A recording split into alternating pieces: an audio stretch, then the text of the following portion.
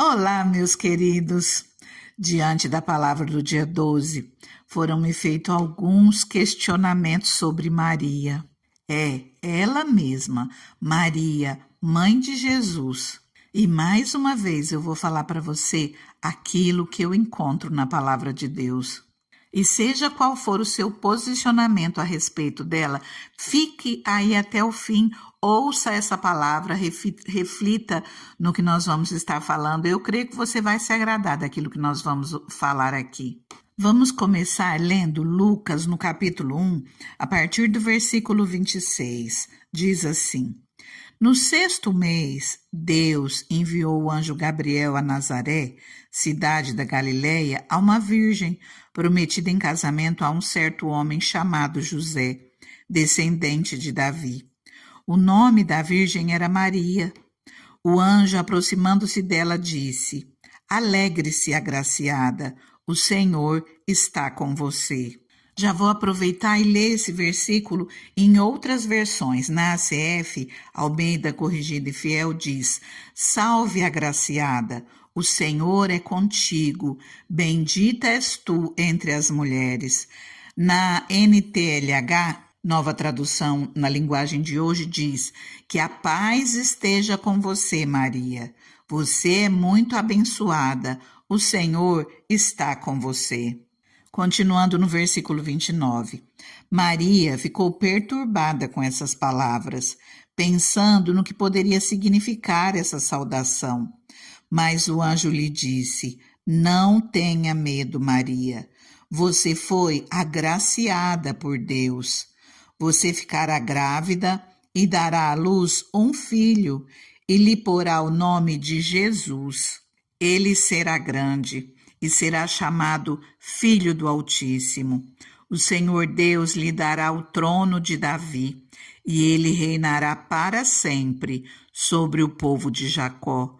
O seu reino jamais terá fim. Maria perguntou ao anjo: Como acontecerá isso se sou virgem? O anjo respondeu: O Espírito Santo virá sobre você, e o poder do Altíssimo a cobrirá com a sua sombra. Assim, aquele que há de nascer será chamado Santo, Filho de Deus. Também Isabel, sua parenta, terá um filho na velhice. Aquela que diziam ser estéril já está no 6º mês de gestação, pois nada é impossível para Deus. Respondeu Maria: Sou serva do Senhor, que aconteça comigo conforme a tua palavra. Então o anjo a deixou. Naqueles dias, Maria preparou-se e foi depressa para uma cidade da região montanhosa da Judéia, onde entrou na casa de Zacarias e saudou Isabel. Quando Isabel ouviu a saudação de Maria, o bebê agitou-se em seu ventre e Isabel ficou cheia do Espírito Santo.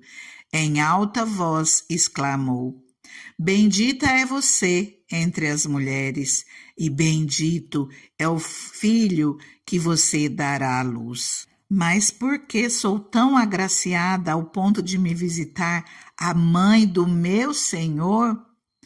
Logo que a sua saudação chegou aos meus ouvidos, o bebê que está em meu ventre agitou-se de alegria. Feliz é aquela que creu que se cumprirá aquilo que o Senhor lhe disse. Queridos, nesse trecho das Escrituras, a palavra de Deus trata sobre a anunciação. O anjo Gabriel é enviado da parte de Deus para comunicar a Maria que ela encontrou graça, favor da parte do Senhor, por ser nada mais, nada menos, para ser nada mais, nada menos do que a mãe de Jesus. Jesus vem dentro do plano e do propósito de Deus no tempo certo, e como diz o apóstolo Paulo em Gálatas 4:4, mas quando chegou a plenitude do tempo, Deus enviou seu filho, nascido de mulher. E quando usa essa expressão nascido de mulher, Paulo remete à primeira profecia messiânica que nós temos na Bíblia, a profecia mais antiga, Logo depois do pecado de Adão e Eva, quando o Senhor confronta e dá uma palavra de juízo sobre o homem, sobre a mulher e sobre a serpente, Deus, proferindo juízo contra a serpente, diz: eu vou colocar inimizade entre a mulher e você, e entre o descendente da mulher. O descendente da mulher vai pisar a sua cabeça, e você vai ferir o seu calcanhar. E Maria foi essa mulher encontrada aos olhos de Deus, favorecida para poder conceber ao nosso Senhor Jesus. Algo que nós precisamos entender a respeito de Maria é que ela foi uma mulher de uma resposta extraordinária de fé, de obediência ao Senhor. Uma mulher escolhida para uma missão especial, única, extraordinária, onde ela, apesar do contexto adverso, muito se alegrou, se regozijou ao ponto de dizer no seu canto, continuando nessa leitura que nós estávamos: as gerações me chamarão bem-aventurada. E com essa reação de alegria vem também o peso da responsabilidade, criar na terra o Filho de Deus. E ainda o que a família, o que José, o que a sociedade iria pensar daquela gravidez. Será que iriam acreditar que essa era uma concepção sobrenatural de Deus, do plano e do propósito de Deus? Quais seriam as consequências daquela gestação? Segundo a lei de Moisés, ela poderia até mesmo ser apedrejada por isso. Todo aquele contexto exigia muita fé, muita confiança em Deus. E ela decidiu confiar até as últimas consequências. Muitas vezes mistificamos demais a pessoa de Maria e esquecemos de compreender que ela era gente como a gente, assim como a palavra de Deus nos diz a respeito de Elias, que ele era um homem semelhante a nós, sujeitos aos mesmos sentimentos.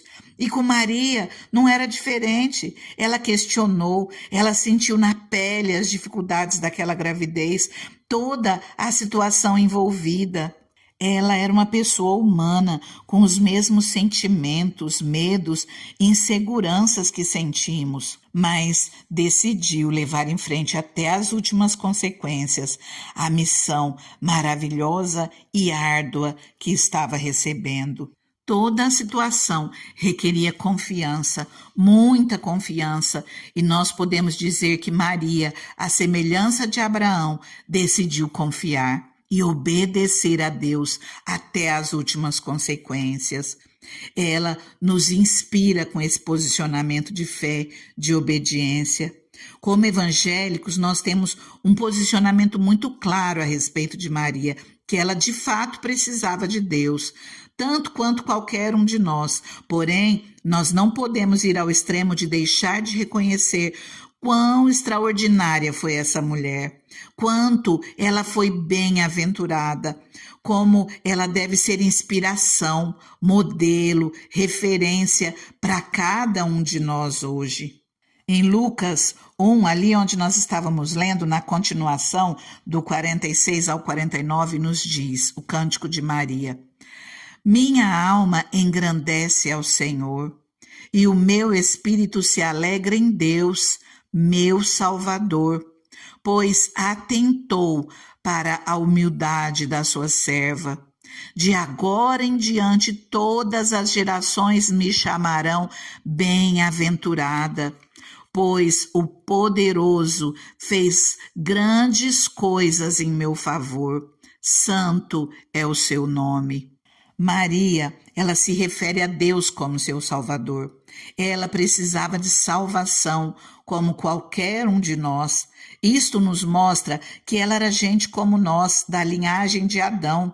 Ela também necessitava de redenção. Muitos exageram na ênfase sobre Maria. O catolicismo ensina sobre a virgindade perpétua de Maria.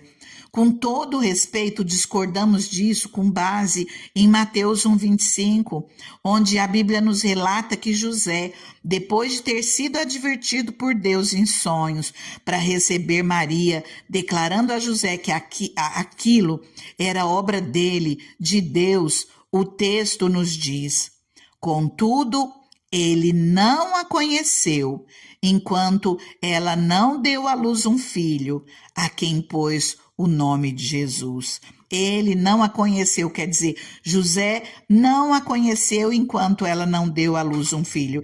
Se ele se diz isso, é porque depois eles tiveram uma vida normal. Em outra versão nos diz, NVI, mas não teve relações com ela enquanto ela não deu à luz um filho, e ele lhe pôs o nome de Jesus. Marcos, no capítulo 6, versículo 3, menciona o nome de 4 irmãos de Jesus e também cita suas irmãs. Não é este o carpinteiro, filho de Maria, irmão de irmão de Tiago, José, Judas e Simão? Não estão aqui conosco as suas irmãs? Nós entendemos, nós reconhecemos que José e Maria viveram como um casal comum. No entanto, isso não desmerece em nada as virtudes de Maria, pois o casamento é instituição de Deus. A missão de procriar foi dada por Deus e Maria executou esse papel muito bem, criando filhos que temeram ao Senhor. Além do próprio Jesus, nós temos a epístola de Tiago, a epístola de Judas, e os dois são identificados como irmãos de Jesus. Que família extraordinária! Agora é muito importante que a gente olhe para Maria como uma pessoa parecida comigo e com você, que teve sentimentos, preocupações, dores, alguém que decidiu confiar em Deus e se posicionou para acreditar no plano e no propósito de Deus.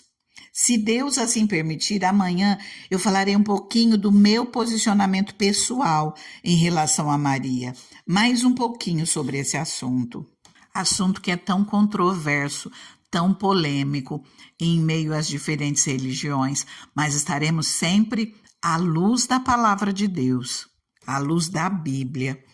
Se Deus permitir, amanhã estaremos novamente aqui. Você que não é inscrito no canal, se inscreva, permitindo Deus todos os dias.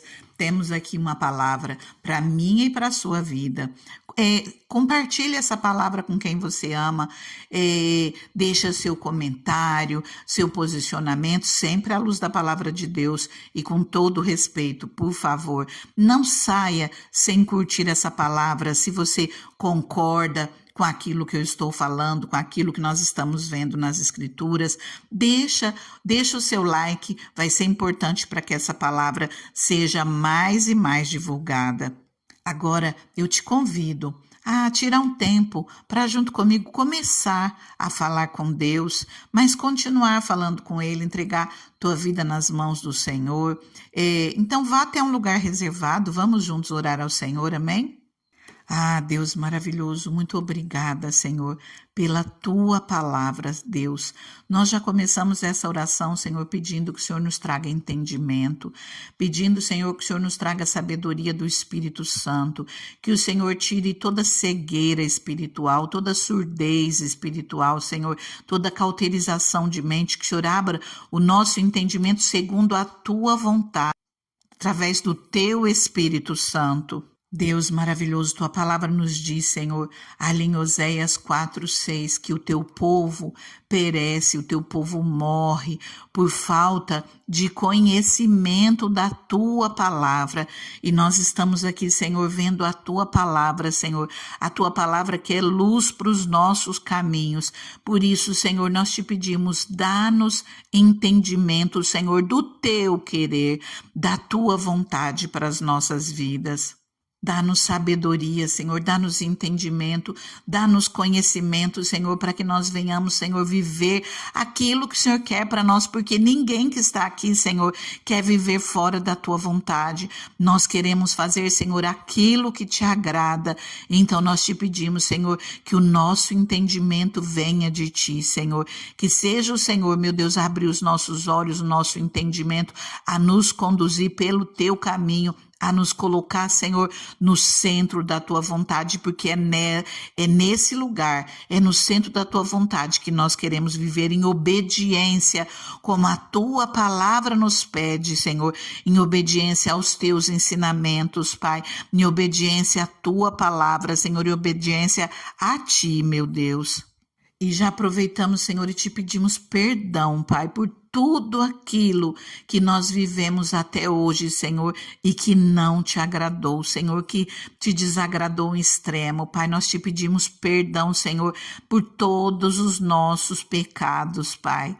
Queridos, continue em oração, continua falando com Deus, coloca a tua vida nas mãos dele e saiba que o Espírito Santo ele está aí contigo, recebendo essa oração e colocando as palavras dele na tua boca, na tua mente, no teu coração. Deixa o Espírito Santo te instruir no caminho que você deve seguir. Fica com Deus, fica na paz. Até amanhã.